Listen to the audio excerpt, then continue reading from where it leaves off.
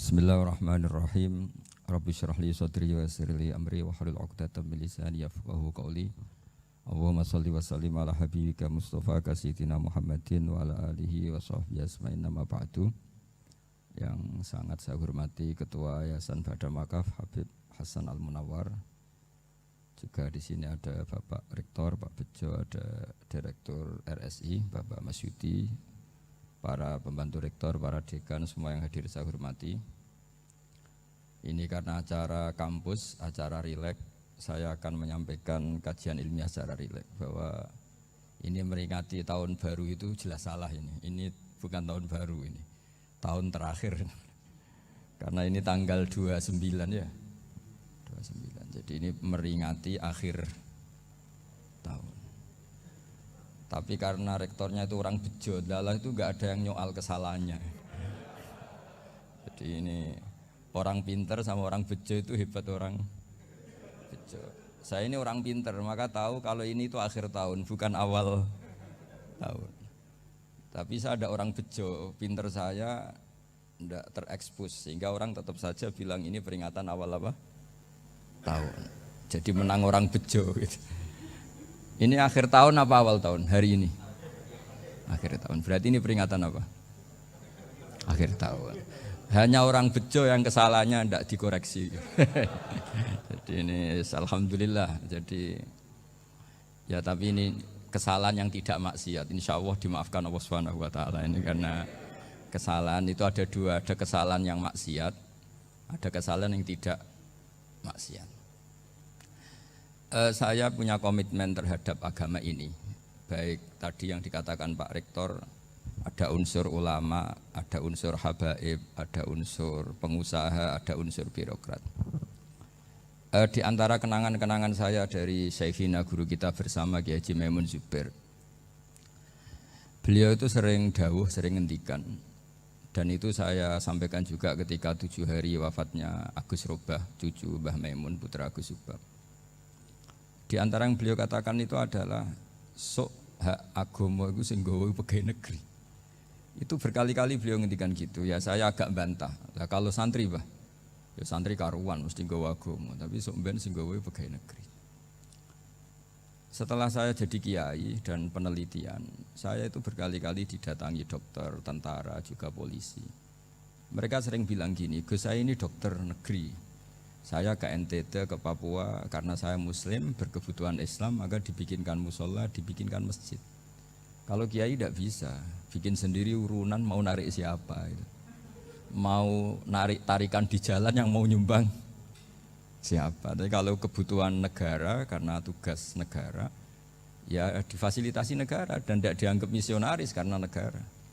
Begitu juga di beberapa negara yang non-muslim kayak di Argentina, di Venezuela itu ada masjid, ada kajian Islam ya karena duta besar dan itu aparat negara.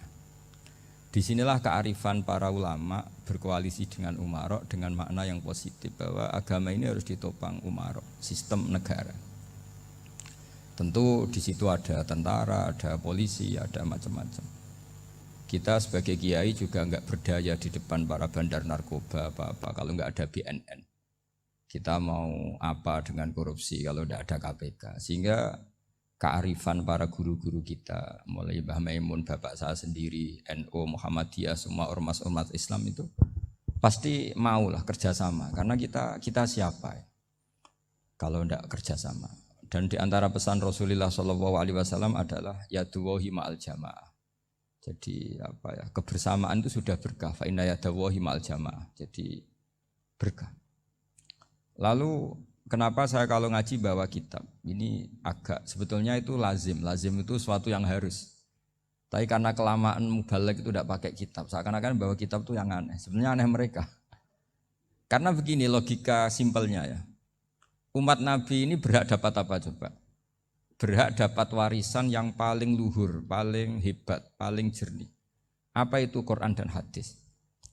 Pertanyaannya siapa yang paling punya hak otoritatif untuk menerangkan Quran hadis? Ulama. Ulama yang mana? Ya yang kapabel, yang sudah diakui dunia kayak Imam Ghazali, Imam Bukhari, Imam Syafi'i.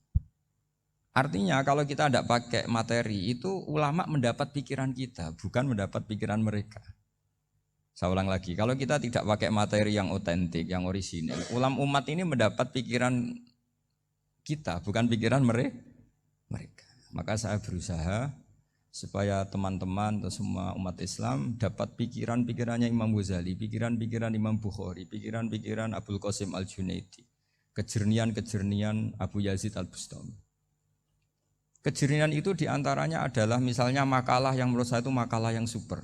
Jadi untuk ngadepi krisis karena COVID atau karena apalah. Itu lama dulu sederhana sekali. Beliau-beliau punya rumus yang mungkin jarang didengungkan orang, tapi saya akan kampanye rumus ini. Al-istighna, hakikatul istighna, itu adalah al-istighna anis syai' labihi. Jadi pemenuhan kebutuhan yang sebenarnya adalah kita berusaha menghindari sebanyak mungkin kebutuhan yang sekunder, yang enggak penting. Bukan memenuhi semua yang kita inginkan. Jadi misalnya begini ya, kalau kita lapar, itu keinginan kita itu makan enak apa asal makan? Tentu jawabannya asal makan yang sehat. Tapi kalau nuruti nafsu kita, makannya yang enak, teman makan ya enak. Terus di warung yang favorit. Ini kan satu kebodohan. Kenapa untuk makan saja butuh definisi sekian banyak? Yang kita harus kecewa, warung favoritnya bisa sudah tutup. Atau kita ke sana harus macet. Ribet. Yang benar-benar arif dan bijaksana itu adalah al-istighna anisya. Sesuatu yang tidak mendesak itu jangan jadikan kebutuhan.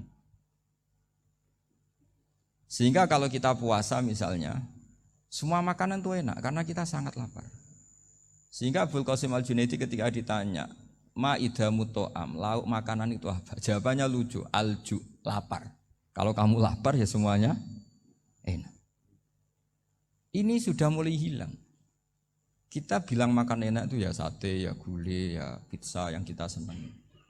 Akhirnya apa? Untuk nikmati nikmatnya Allah itu kita jadi ribet. Apalagi yang orang-orang fasik harus ditemani perempuan yang tidak halal misalnya, atau harus ada ajudan, ribet. Nah pertanyaannya, orang yang ribet sama yang enggak ribet itu pinter mana? Pinter yang enggak ribet. Nah ini kearifan-kearifan yang mulai hilang. Lalu siapa yang bisa mewarisi itu? Ya ulama. Jadi ulama itu cara berpikir sebenarnya simple. Makanya mereka sering kalau tahajud itu. Di antara makalah Sayyidina Ali paling terkenal dan yang menjadikan beliau punya derajat yang luar biasa, itu adalah kafani izzan antakuna li robban wa kafani fakhron an akuna laka abdan. Ya Allah, saya ini sudah begitu mulia, begitu terhormat dan sangat-sangat terhormat. Karena yang menjadi Tuhan itu Engkau. Jadi rumus pertama itu karena menjadi Tuhan itu Engkau. Hanya Tuhan yang abadi, Tuhan yang pertama, artinya Tuhan yang al-awwal. Coba ya Allah, kalau saya ini punya Tuhan Fir'aun, punya Tuhan mati jadi tontonan lagi, itu kerennya di mana coba? Andai kan kita punya Tuhan Fir'aun. Atau punya Tuhan yang asal-usulnya manusia, apapun hebatnya manusia itu, kita punya Tuhan manusia itu. Tuhan yang lapar, yang kalau nggak makan mungkin pingsan, mungkin bisa kena COVID, nanti Tuhannya diisolasi, kayak apa? Makanya ketika Tuhan Allah menyindir ketuhanan selain Allah itu, Allah hanya menyindir dengan kalimat sederhana, kana yakulanit to'am, yang kamu tuhankan itu masih makan. Artinya kalau nggak makan ya lemes. Jadi lama-lama ada orang gini, alhamdulillah tadi Tuhan mampir ke saya, kelihatannya lapar, setelah tak kasih makan sehat lagi. Susah enggak punya Tuhan yang seperti itu. Beda dengan Tuhan kita. Tuhan yang enggak butuh makan, enggak butuh minum, Al-Qayyum, zat yang berdiri sendiri tanpa butuh yang lain. Al-Awwal, sebelum ada langit bumi sudah ada Tuhan kita yaitu Allah. Bandingkan dengan Tuhan-Tuhan yang dipertuhan yang lain, yang adanya setelah bumi, misalnya Fir'aun dan sebagainya. Sehingga Sayyidina Ali pertama jadi kebanggaan apa? Kafani izzan antakuna li robban. Saya ini keren betul, karena punya Tuhan yaitu Engkau.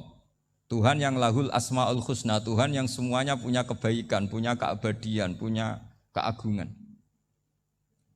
Terus wa kafani fakhron an akuna laka abdan, dan saya bangga sekali karena saya menjadi hambamu.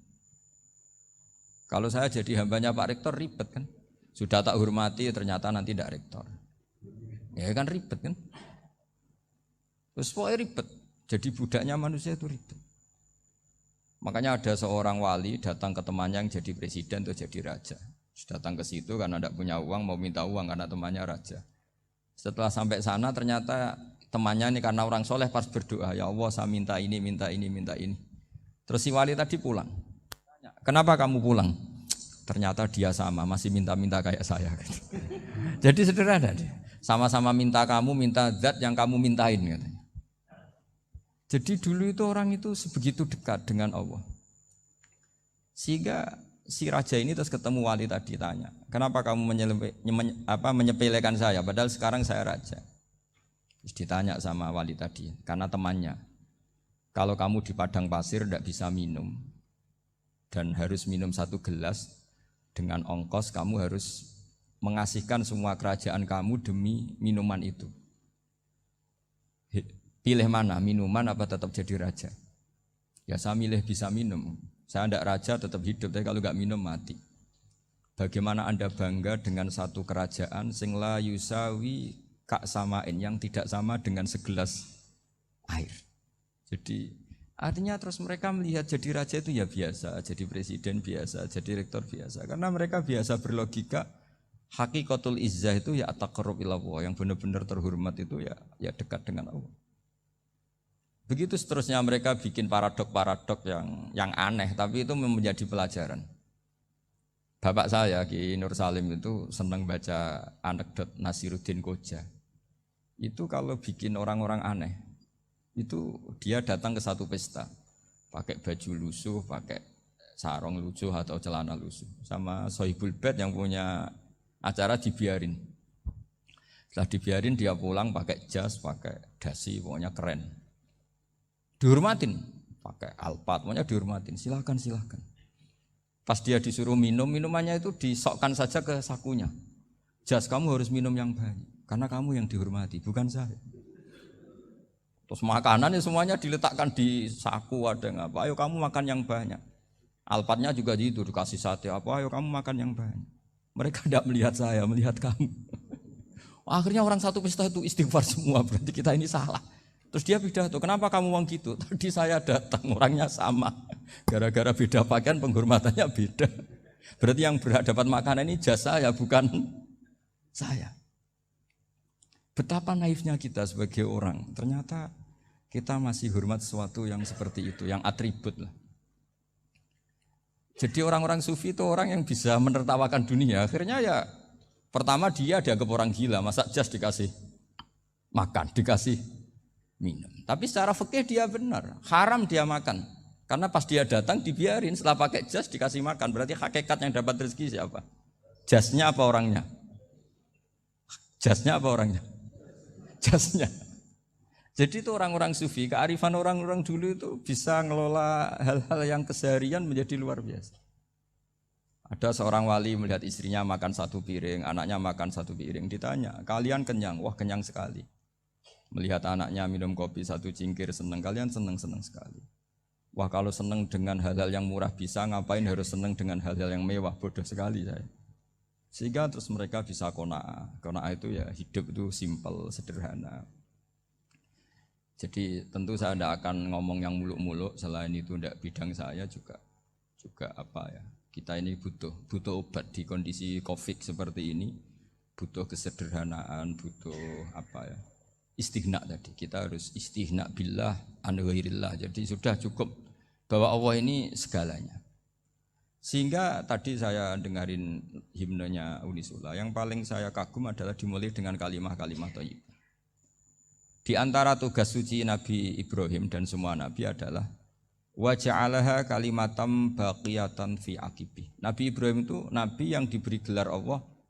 Dia adalah nabi yang menjadikan kalimat tauhid itu kalimat yang abadi. Fi aqibi, di anak turunnya, di semua generasinya, baik anak turun karena gen maupun karena pembinaan, karena pendidikan. Ini penting sekali saya utarakan karena apa? Satu kehidupan itu sebenarnya digerakkan oleh kata-kata, oleh moto kalau orang bahasa modern. Sehingga banyak ulama mengatakan al-ibarat qutun li'ailatil mustami'in, bahwa redaksi atau moto atau pegangan hidup itu penggerak kehidupan.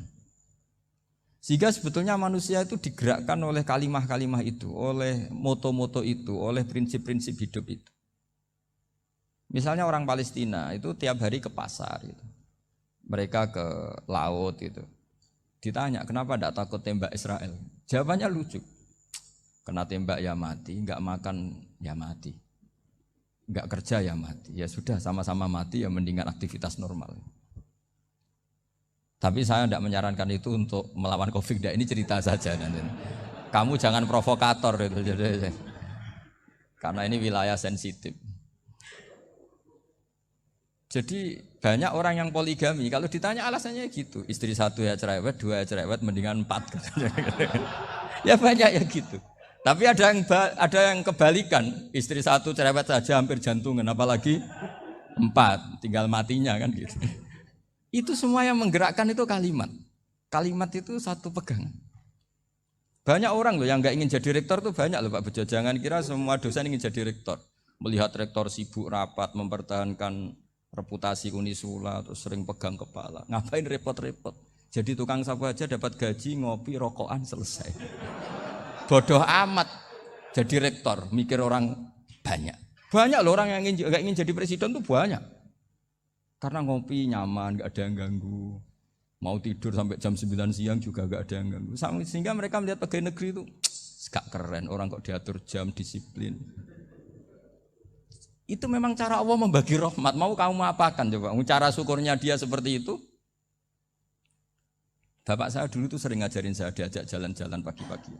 Melihat orang ngopi, makan uduk itu bapak senang. Kok enak jadi wong awam. Ngene esuk-esuk nyemak bocah kesel kabeh kono enak ngopi rokokan. Bapak kadang iri sama orang awam itu iri. Sudah gitu berharap masuk surga kan enak sudah gitu. Tahu-tahu mati, tidak tahu ke surga apa ke neraka ya tidak tahu.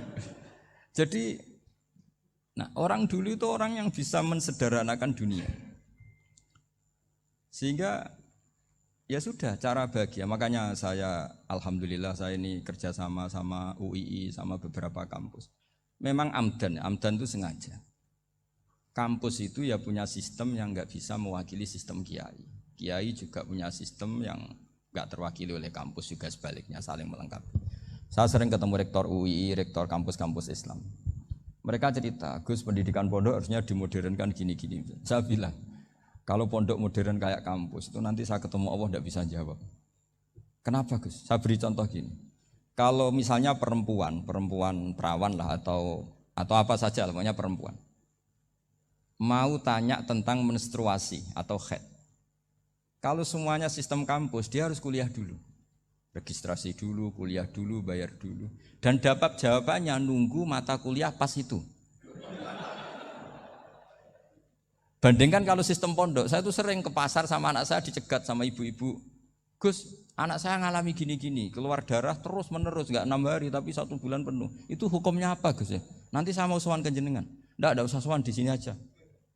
Ya sudah, sebelum mengeluarkan darah yang rutin seperti itu biasanya haidnya berapa hari? 6 hari ya sudah ikut yang 6 hari, yang lainnya istighatsah. Ngoten tok Gus, ya udah ya. Begitu terus di masalah udhiyah, Pak.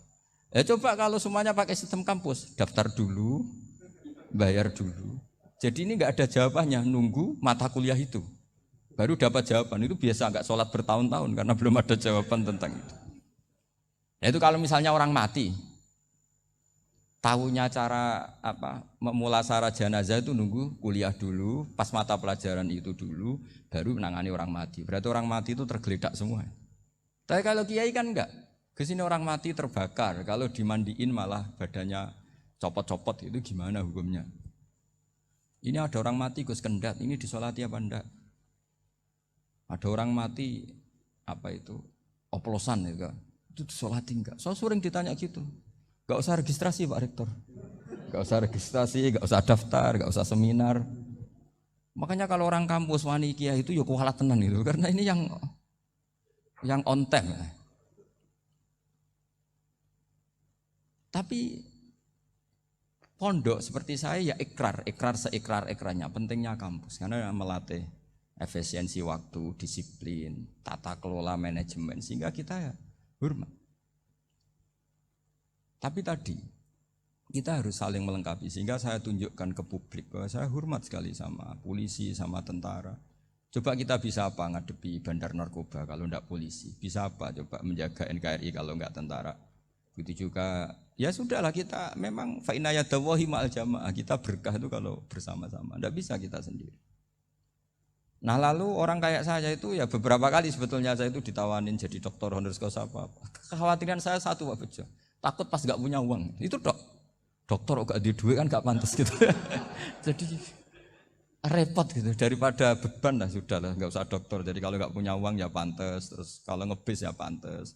Suatu saat kalau mati nggak ada yang hadir ya pantas, nggak dokter gitu. Kalau sudah dokter kok masuk neraka, dokter kok masuk neraka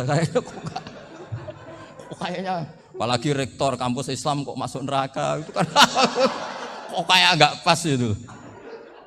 Misalnya rektor Unisiola ditanya mungkar nakir, nggak bisa kan kayak gimana gitu. Makanya harus sering ngaji saya supaya nggak malu di depan mungkar nakir. Masa rektor ditanya mungkar nakir nggak bisa. Harus berani bentak. Ini saya rektor loh Pak mungkar nakir. Masa. Kalau wali-wali dulu berani. Masyhur di cerita wali-wali ditanya marabbuka manabuka. Saya ini guru tauhid. Kok kamu tanya marabbuka manabuka yang ngelotok. Kamu tidak pernah ngaji, enak aja tanya. Jadi wali-wali itu ya rileks ngadepi mungkin. Saya yakin rileks wali di Bang Pak Rektor. Saya yakin itu. Karena wali itu lebih dekat Allah. Sehingga orang dulu itu saya ulang lagi ya, ada satu kearifan namanya hidup itu apa? Hidup itu adalah cari sebanyak mungkin supaya hidup itu tidak tergantung pada banyak hal. Sehingga misalnya cara berpikir orang-orang modern itu sebenarnya banyak orang-orang ilmuwan yang nggak ngagumi Amerika. Bukan karena angkuh ndak. Untuk mempertahankan kebesaran negara sebesar itu, kebutuhan listriknya besar, kebutuhan tentaranya besar, kebutuhan apa. Sementara negara kayak Venezuela atau Swiss kebutuhannya ada banyak. Pertanyaannya, yang tergantung dengan banyak hal sama yang tidak tergantung banyak hal, itu pinter mana? Kalau dibalik pertanyaannya gitu, negara-negara maju itu tidak keren kalau dibalik pertanyaannya. Orang yang untuk mempertahankan eksistensinya banyak, butuh banyak hal, dengan yang tidak butuh banyak hal, itu pinter mana? Orang yang bahagianya nunggu jadi dokter, nunggu jadi kiai besar, kiai viral, dengan orang yang bahagia cukup dengan ngopi, itu pinter mana? Tapi kalau dibalik pertanyaannya, orang yang tahunya nikmat hanya kopi, dengan nikmat yang banyak, pinter mana? Makanya Mbah Mun tuh kalau guyon itu lucu. Aku iku sakake ambek wong desa sing mlebu swarga. Saya dulu eskal mlebu swarga kok disakeni. Akhirnya beliau memberi penjelasan. Wong desa iku roe pakanan enak, iku mau kopi mbek uduk. Lah swarga iku mau nuruti sing dikarepno. Akhirnya wis mau mangan, wis ngopi, nguduk, ngopi ora roh pakanan liyane ku ora roh. Nasi mandi ya ora roh, pizza ya ora roh apa-apa. Terus saya bilang, wah lah niku nak nganti selera tentang wanita cantik. Iku juga sederhana. Rontok pesek ya wis cantik, rontok ireng ya wis. Apa bidadarinya seperti itu karena saking enggak pengalamannya. Jadi surga itu kan nuruti apa yang diinginkan. Kira-kira keinginan orang kampung kalau di surga itu apa coba? Makanan apa coba? Ya mana senengnya ketemel gemblong gitu. Artinya malaikat lebih suka nangani surganya orang-orang kampung di Bang Pak Rektor. Ini sudah ribet ini. Makanan apa saja sudah harus dicoba. Ya. Terus kalau di mall tahu orang macam-macam, seleranya macam-macam pasti. Enak mana kalau sampai jadi malaikat pelayan surga? Suka ngelayani orang kampung apa yang orang kota? Orang kampung kan? Jadi ya itu guyon ya, guyon tapi itu menjadi pikiran kita bahwa orang yang banyak kebutuhan itu sebetulnya banyak kebodohannya karena menggantungkan kebahagiaannya dengan banyak hal. Makanya Imam Syafi'i ngendikan istighna itu apa? Al istighna anis sya'labi. Yang dikatakan kecukupan adalah berusaha sebanyak mungkin banyak hal tidak kamu butuhkan. Bukan memenuhi semua kebutuhan kamu karena nafsu kamu ini tidak ada batasnya gitu. Kalau kamu penuhin nggak akan selesai. Itu ada perempuan yang kurang cantik itu minta doa saya, Gus doain suami saya kaya, terus tak guyonin, terus nggak minta. Kalau suami kamu kaya, yang pertama dirubah itu apa? Rumah supaya rumah saya bagus. Kedua apa? Mobil supaya mobil saya bagus. Nanti yang dievaluasi itu kamu. mobil bagus, Alphard, rumah mewah, istrinya kamu, pasti itu dievaluasi. Langsung enggak usah. sudah gini aja kan. Jadi pertama yang dievaluasi itu kaya itu, coba kalau suami kaya itu yang dievaluasi pertama rumah ya. Rumah ganti, setelah itu apa? Mobil. Kira-kira berikutnya. Akhirnya sudah enggak jadi. Nabi Ibrahim itu pernah minta umur panjang. Keren umur panjang. Sama Allah enggak dijawab. Datang orang tua gitu mertamu ke Nabi Ibrahim. Terus disuguhi dikasih kurma. Apa itu? Kok kurma apa? Anggur yang sudah matang sekali. Sudah dimakan. Setelah dimakan meler keluar lagi. Dimakan lagi meler lagi. Terus Nabi Ibrahim masuk lagi ke kamar. Ya Allah, doanya tak cancel. Nanti kalau saya tua kayak itu. Jadi Allah itu enggak jawab langsung tapi ngirimkan itu. Akhirnya ya Allah enggak jadi. Nanti takut itu. Saya pernah ngalami jadi kiai tadi, ada ibu-ibu ya enggak pati cantik lah. Suaminya tuh miskin sekali. Minta doa saya supaya kaya. Bareng tak kasih pertimbangan itu udah enggak usah. Enggak jadi itu. Jadi itu kearifan. Tapi kearifan ini harus kita tanamkan. Saya enggak bisa membayangkan Indonesia yang besar ini andai kan enggak ada qanaah. Nerimo ing pantum. Coba sekarang ada Covid. Andai kan Indonesia tuh kayak Perancis. Saya beberapa kali punya tamu orang yang hidup lama di Perancis, bahkan dapat istri orang Perancis. Itu dulu gak begitu mencintai Indonesia. Tapi setelah di Perancis 2 tahun, wah Indonesia hebat. Di Perancis itu kata dia kalau cerita, semua kebutuhan masyarakat itu dibebankan ke negara. Apa saja minta negara, apa saja nyoal negara. Sementara Indonesia, coba kalau Indonesia mengalami seperti ini kok tidak ada qanaah rimo ing pantum, bisa kios Indonesia. Orang miskin nyalahkan negara, kelaparan nyalahkan negara, apa saja. Tapi barokahnya dididik kiai, jogeman nyalahno wong liya. Urip pun romo ing pandum, diame. Sampai gak ngerti kalau Covid. Banyak tuh orang-orang kampung itu, orang lugu-lugu itu. Mbah niki saking Covid, salam ning Covid, muga-muga umure panjang. Dikira Covid itu nama orang yang ahli sosial itu. Mbah niki dana saking Covid. Matur nuwun sampekno salamku muga-muga umur panjang. Bingung kan yang nganterin ini. Ini gimana yang mau menjelaskan? Memang enggak paham. Ribet kan. Tapi saya pastikan bahwa dengan keadaan seperti ini kita bahagia, kita stabil, itu jelas barokahnya kalimah tadi, moto tadi atau pegangan hidup tadi. Makanya disebut al-ibarat qutun li'ailatil mustami'in, bahwa redaksi atau kata-kata atau pegangan atau filosofi hidup, apalah namanya itu adalah penyemangat. Penyemangat.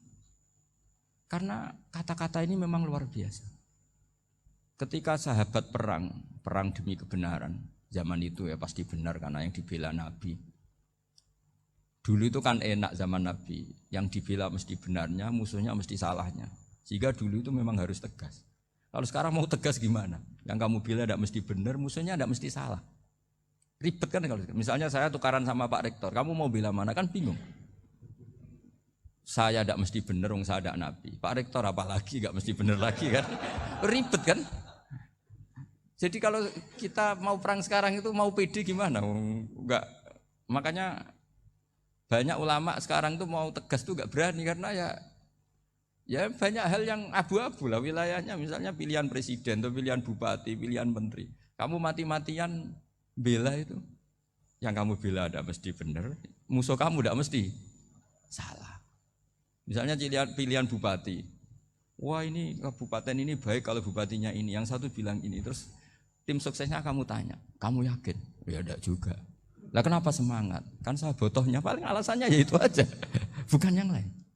Beda dengan zaman Nabi, nabinya mesti benar, Abu Jahalnya mesti salah, kan enak aturan mainnya jelas. Singkat cerita dalam perang itu banyak sahabat yang ngalami luka, ngalami apa gitu. Kemudian curhat ke Nabi, ya Nabi gara-gara derekkan jenengan, ngikuti jenengan saya harus ngalami seperti ini. Ngiranya orang itu diapresiasi sama Allah keluarnya. Ternyata sama Allah gak diapresiasi. Malah diturunkan ayat intakunu ta'lamuna fa innahum ya'lamuna kama ta'lamun wa tarjuna minallah ma la yarjun. Kalau kamu sakit karena perang, orang-orang kafir itu ya sakit, itu saja berani padahal demi kekafiran. Wa tarjuna minallah ma la yarjun, padahal kamu punya nilai lebih yaitu berharap kepada Allah yang mereka tidak punya. Saya jadi kiai itu ya kadang mangkel. Karena yang benci ya benci, yang seneng itu ngel-ngel loh kayak Pak Bejo. Jadi semuanya ribet. Nah iya, yang benci ya ganggu, yang seneng ya ganggu, tambah nemen.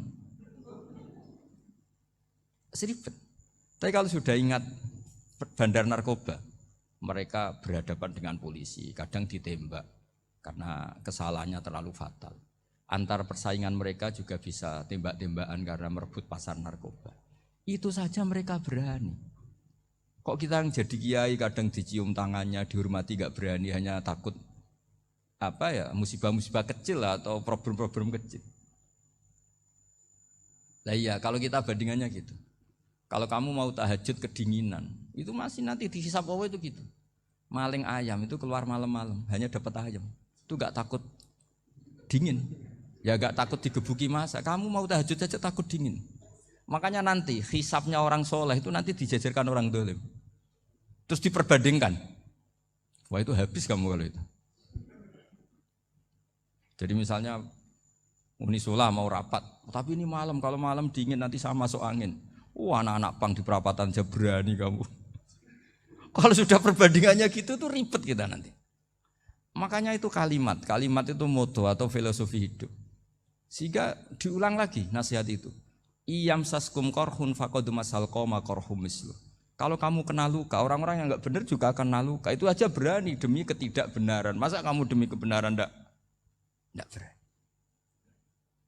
Akhirnya orang itu, ya itu kalimat, itu heroik.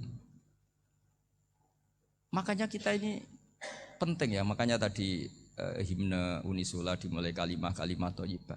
Karena kalimat ini yang menjaga kita kalimat ini. Misalnya tentang Tuhan.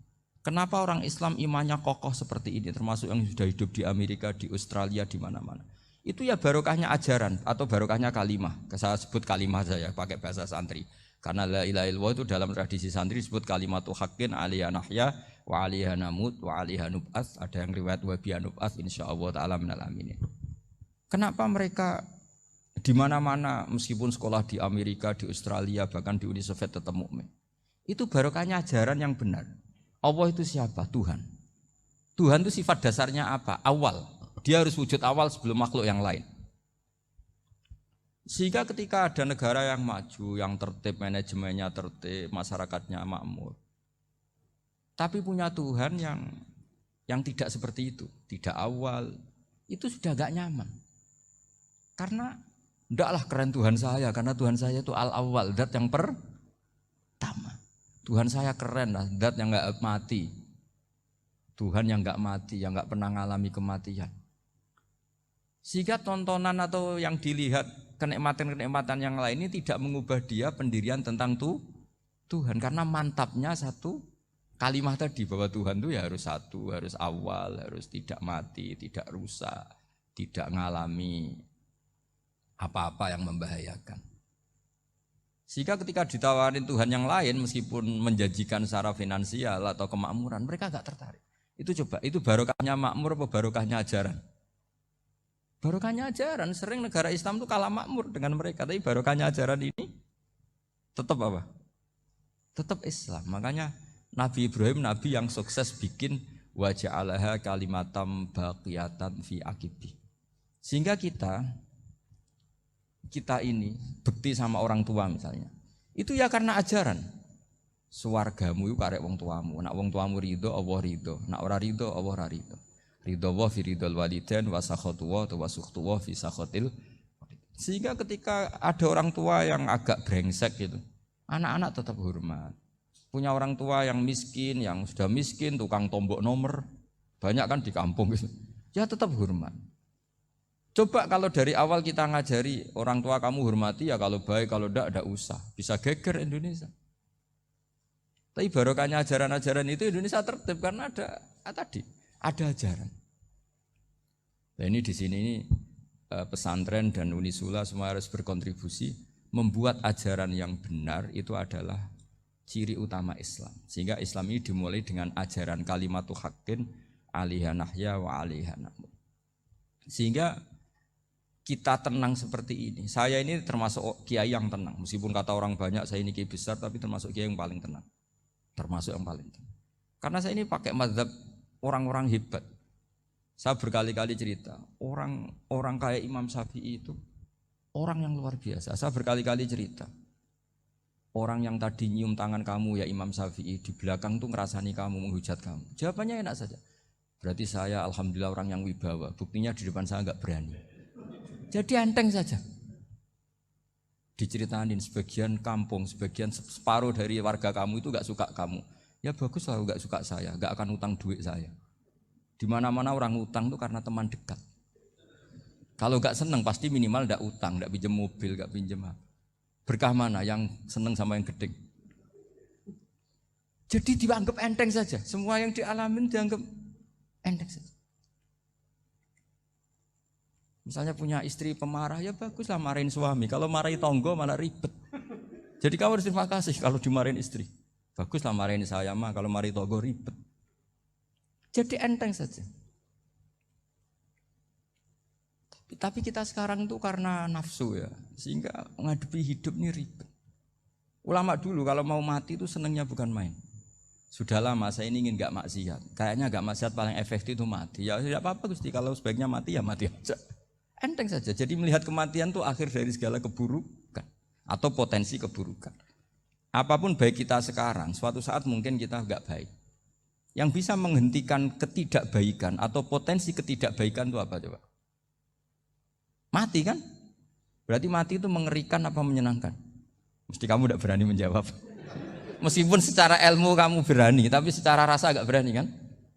Saya ulang lagi ya, yang bisa menghentikan keburukan atau potensi keburukan itu apa coba? Apa? Kematian. Berarti kematian itu menyenangkan atau menyusahkan? Apapun kamu tidak berani jawab karena kamu agak-agak duniawi itu kelihatannya. Tapi secara ilmu, kamu tahu kan kalau mati itu tidak buruk-buruk banget. Karena apa? Itu akhir dari segala keburukan. Sehingga Nabi ngajarkan kalimat itu begitu luar biasa. Allahumma ahyini maka natil hayatu khairan li wa tawaffani maka natil wafatu khairan li. Nabi melihat dunia itu begitu indah. Ya Allah, kalau saya ini hidup, anggap saja hidup ini ziyadatan li fi kulli khairin, menjadi modal saya menambah segala kebaikan. Jika suatu saat saya mati, anggap mawon rohatan li min kulli syarrin, itu akhir dari segala keburukan saya. Sehingga mati hidup ya baik karena di situ kita bisa berkontribusi beramal soleh. Mati juga baik karena mengakhiri segala keburukan. Nabi nate ngendikan lagi, ajaban li amril mu'mini inna amrahu kullahu khair. Orang mukmin itu mengagumkan, semuanya baik. In asobathu na'ma syakara fakana khairan lah. Kalau baru dapat nikmat dia syukur, maka itu baik. Wa in asobatu dharra sabara, kalau dapat masalah mereka sabar, itu juga baik. Sehingga orang mukmin dua sisinya pasti baik. Itu juga kalimat, maksudnya moto atau pegangan hidup. Nah berikut ini saya beri contoh, ini kenangan saya, ini contoh terakhir. Masalah jadi orang terkenal maupun tidak. Di sini dicontohkan Imam Ghazali di halaman 367 di kitab saya 367. Juznya 3 di kitab Ihya Ulumuddin. Di sini beliau cerita betapa untuk menjaga ikhlas sebaiknya orang itu tidak terkenal, tidak syuhrah, tidak terkenal. Oke, itu kita sepakat ya, karena kalau terkenal mungkin orang dipaksa publik dengan tanda kutip untuk selalu berbuat baik, tapi karena jaim lah, jaga image atau apa. Tapi ketika dibalik pertanyaannya, kamu rela yang terkenal itu orang enggak benar, sementara yang orang benar itu enggak terkenal. Lalu masyarakat taunya yang tidak benar. Kalau pertanyaannya dibalik gitu, orang baik wajib terkenal enggak? Kalau pertanyaannya dibalik seperti itu. Dokter yang benar tidak terkenal, yang malpraktek terkenal. Kamu ingin kondisi seperti itu? Enggak ingin kan? Kampus yang bagus enggak terkenal, kampus yang bagus enggak terkenal, yang enggak bagus. Artinya apa? Gara-gara olah kata, olah pikiran, ini logika jadi rubah. Lagi-lagi apa? Jawaban itu ada di kata-kata sebetulnya. Makanya bab-bab seperti ini tidak usahlah kita berdebat, berpolemik. Sebaiknya orang itu humul, menutup diri. Apa sebaiknya orang terkenal, itu nggak perlu seperti itu. Sudah terserah Tuhan saja. Makanya saya mulai dulu ngaji sampai sekarang itu ya tidak punya punya ikon tertentu atau punya website tertentu, enggak. Sudah terserah pangeran. Sudah. Saya juga tidak sok suci materialistik atau enggak, ya enggak mikir saya. Bukan apa-apa ya, karena saya ini kiai, jadi biasa urusannya sama Allah, tidak sama makhluk. Jadi pusing kalau sama sarah-sarahnya makhluk itu pusing. Meskipun rektor kalau nasihati saya pasti tidak saya terima, itu tetap makhluk, itu sudah tidak ngefek kalau saya itu sudah ada itu. Bukan karena saya sombong, ya memang makhluk betul gitu, bukan. Cuma nasibnya bejo aja, tapi makhluk tetap makhluk. Saya beri contoh ya. Ini makalah yang ditulis Imam Ghazali. Ya, i'lam aslahaka Allah anna aslal jah wa intisarus sayyid atau sayyidi wal istihar. Wa huwa mazmum itu. Balil mahmudu al-khumulu illa man saharahu wa ta'ala li nasri dini min ghairi takallufi talabi syuhrati minhu. Jadi kalau kamu ingin ibadah kamu selamat, ya kamu jangan terkenal. Tapi resikonya adalah kalau kebaikan itu tidak terkenal, maka enggak dikenali. Kalau enggak dikenali berarti masyarakat hanya punya percontohan yang tidak baik, karena yang baik tidak terkenal. Jadi itulah ulama-ulama dulu. Jadi apa-apa itu dibanding-bandingkan. Kemudian nanti kelihatan, jawabannya itu kelihatan. Jadi ulama dulu itu biasa ngarang misalnya afatun nikah, sisi negatifnya nikah. Harus ngurmat istri, harus macam-macam, kalau terlantar itu ya dosa. Seperti tadi Pak Marsudi cerita, kalau orang ngapalkan Quran itu takut lupa, kalau lupa itu jadi dosa. Pertanyaannya, kalau semua orang takut lupa, takut dosa, semua orang enggak hafal Quran karena potongan-potongan lupa. Cara berpikir tidak seperti itu. Kalau berpikir ya namanya hafalan ya inginnya hafal, kan enggak ingin lupa.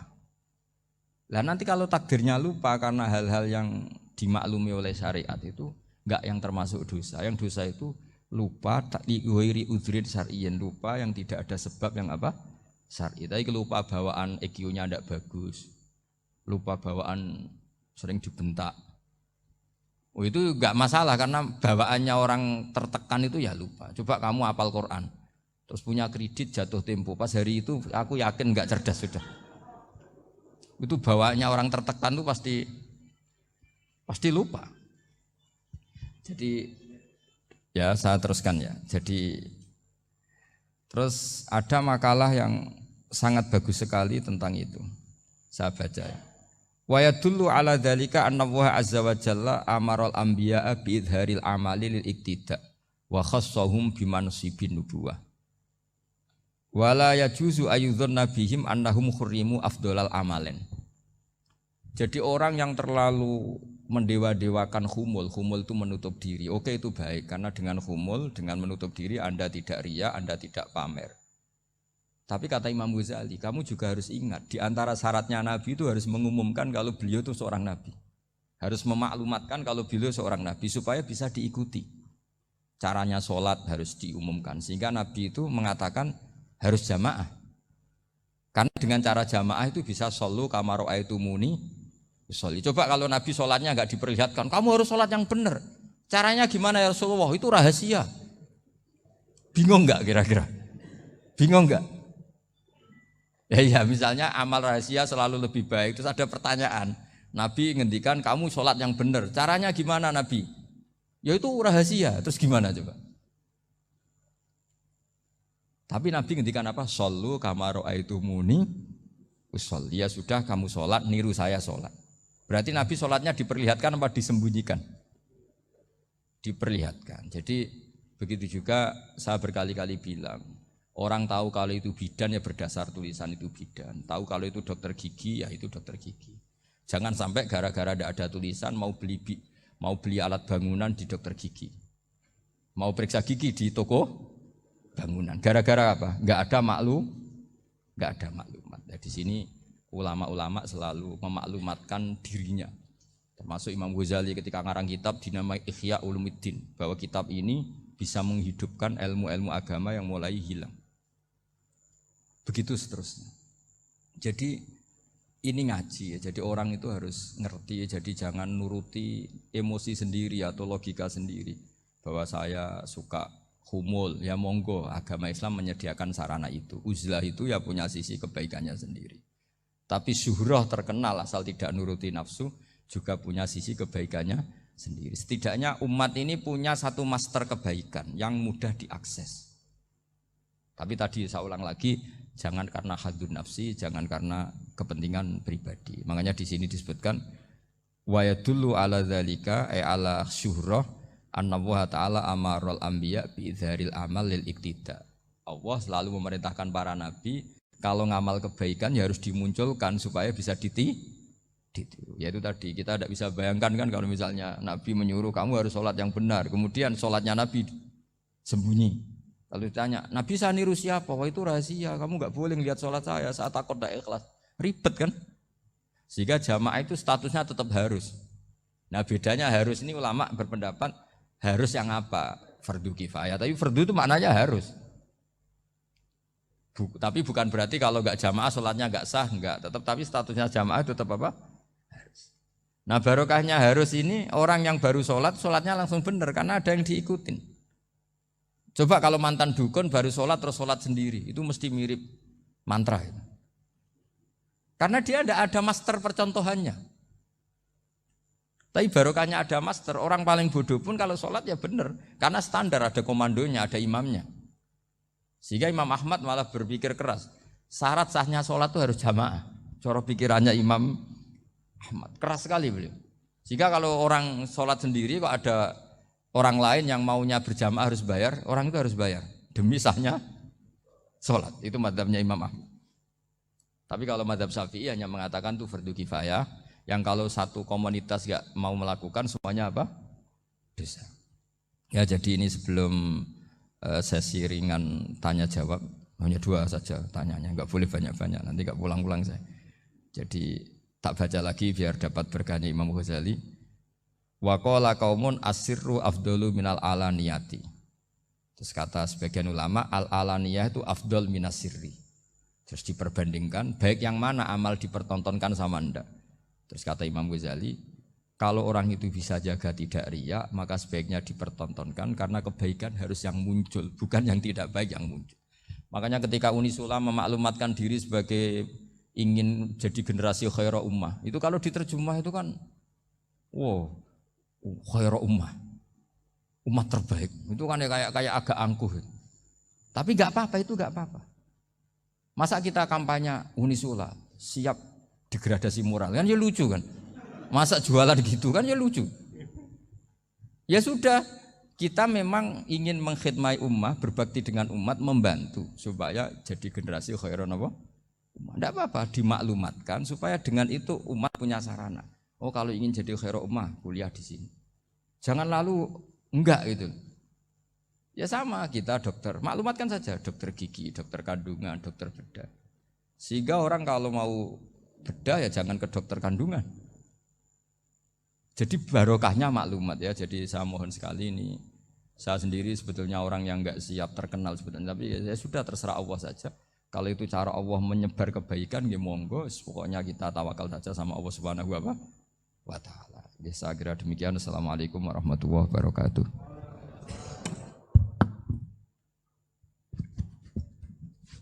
Matur suwun Gus. Alhamdulillah sesi tanya jawab. Gus, 2 nggih. Ya, ini ada dari Yogi Banjarmasin, satu tipe dengan Ahmad Banyuwangi, satu tipe dengan Rizka Pekanbaru. Yang dari Banjarmasin itu, Gus mohon izin ngaji lewat jarak jauh, baik melalui YouTube ataupun lewat medsos. Namun sanadnya bagaimana Gus? Sebab masa kini belum bisa ketemu langsung. Terus Rizka Pekanbaru ini trik mendidik akidah anak sejak dini, pripun. Terus Ahmad Banyuwangi ini bagaimana kaum milenial, ini karena setipe Gus, generasi XYZ yang lahir tahun 2000-an.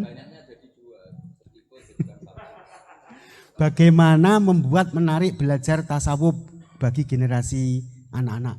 Nggih, namung niku. Tapi setunggal tipe nih tasawuf. Bagaimana belajar tasawuf untuk generasi-generasi yang cik nom-nom niku.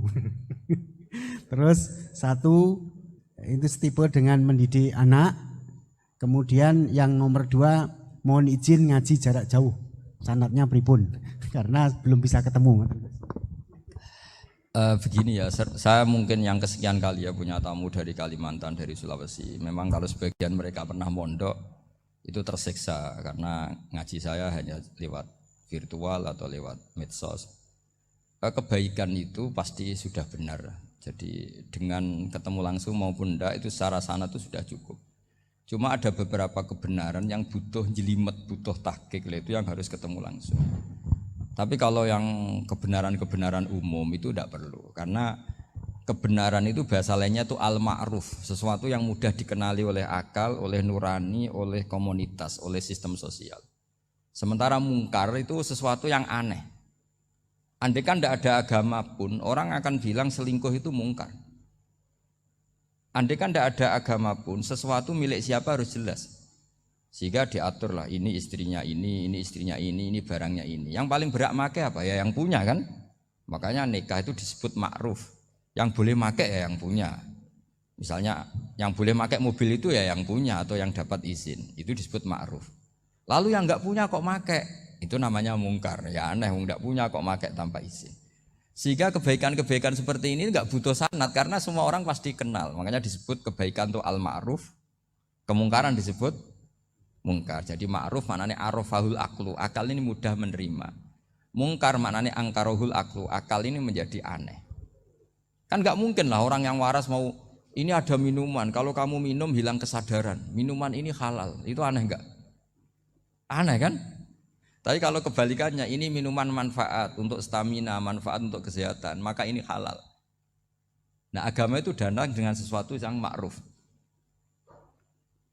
dan menolak sesuatu yang mungkar.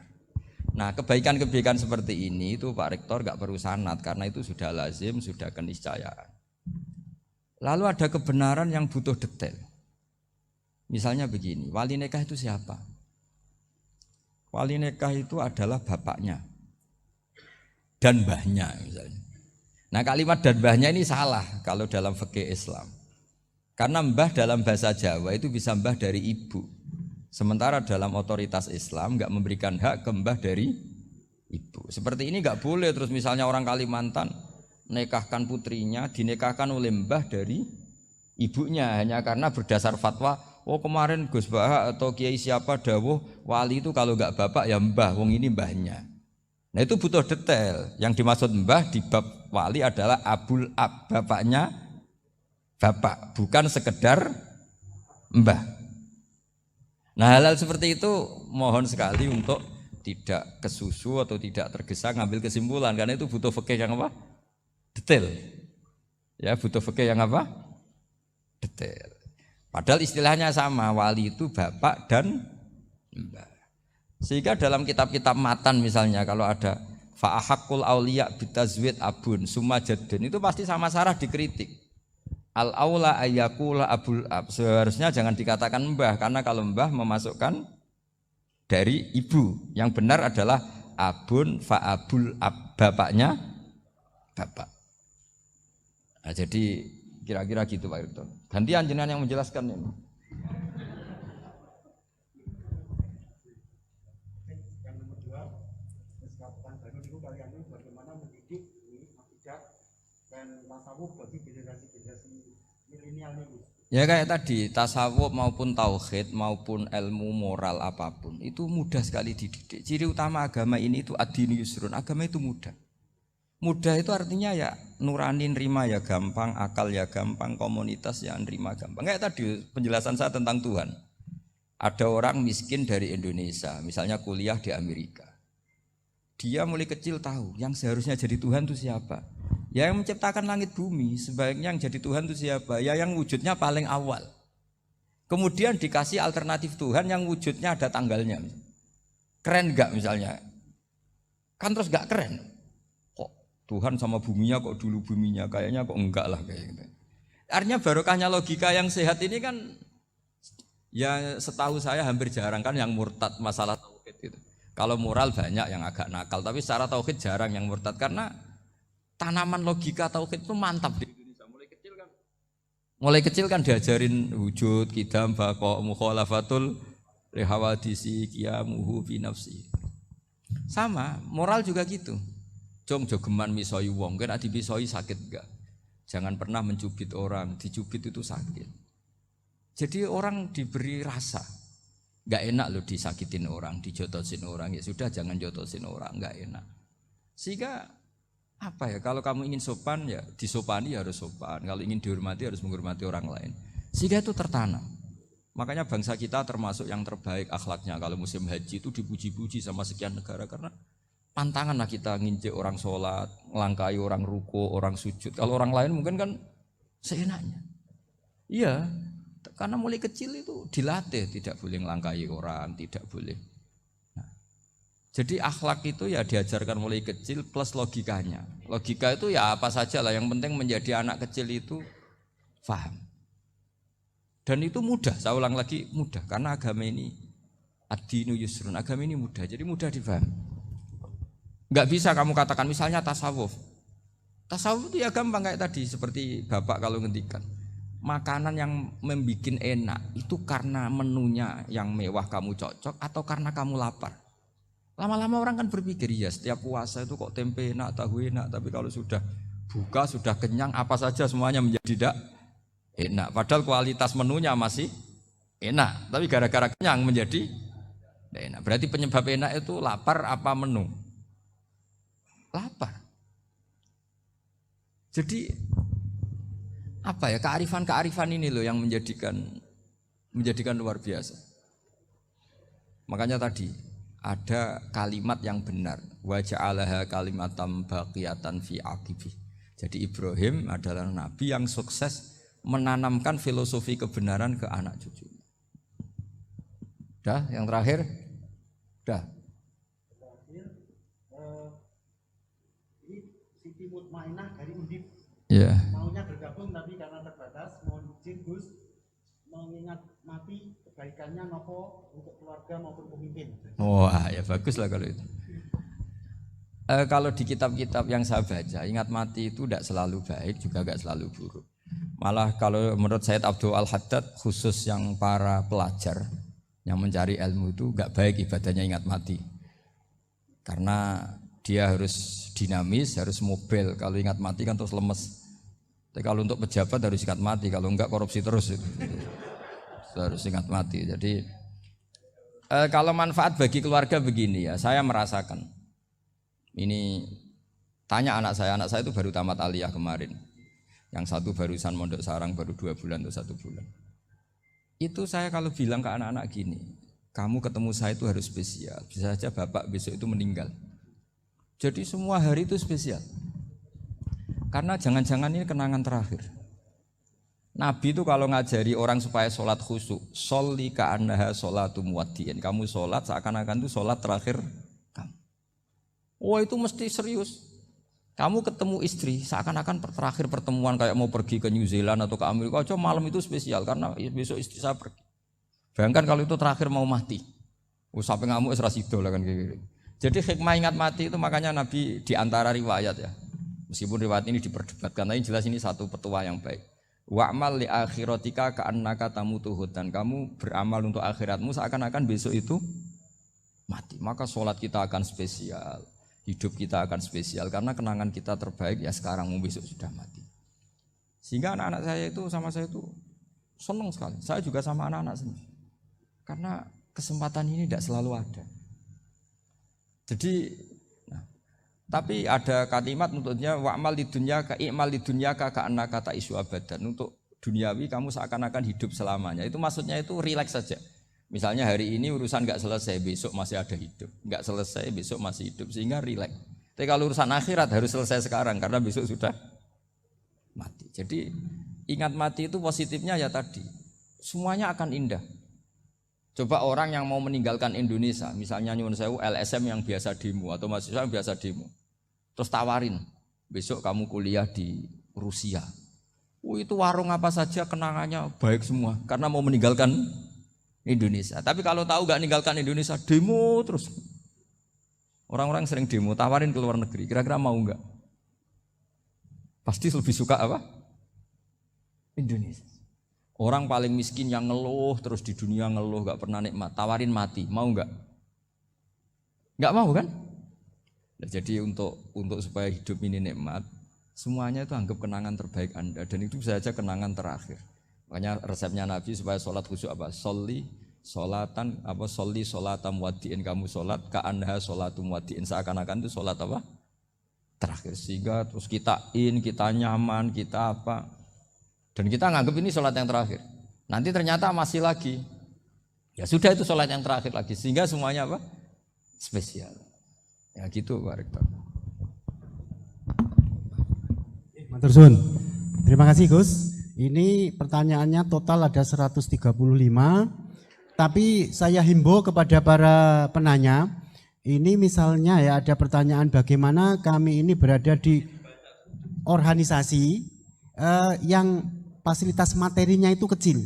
Jenengan tidak usah bertanya di saat ini, nanti ikuti YouTube. Itu ada edisi beliau yang terakhir, ada tema ceramah beliau itu sudah menjawab ini. Nanti ikuti di YouTube, bisa menjawab pertanyaan jenengan. Itu ada. Itu sudah ada materinya. Jadi 135 penanya ini mohon dicari search di Google, jawabannya sudah ada di situ semua. Oke. Ya, terakhir ini bagaimana kalau kami materinya sedikit, apakah kami harus ngalah? Ini edisi 3 hari yang lalu Gus Bah sudah mengeluarkan itu. Nah gitu. Nggih, saya kira demikian nggih. Yang offline sampun ridho? Sampun nggih. Nggih Gus, ngaten saya soalnya paling takut kalau nanti dimarahi beliau. Demikian apa yang bisa kita sajikan kepada para pemirsa baik online maupun offline. Saya selaku moderator yang mendampingi beliau Gus Bah, mohon maaf apa ada kekeliruan dan hanya ini yang bisa kami sampaikan. Mohon maaf dan selamat mengikuti YouTube beliau yang sangat berseri dan beragenarkan dan sangat mencerahkan. Wassalamualaikum warahmatullahi wabarakatuh.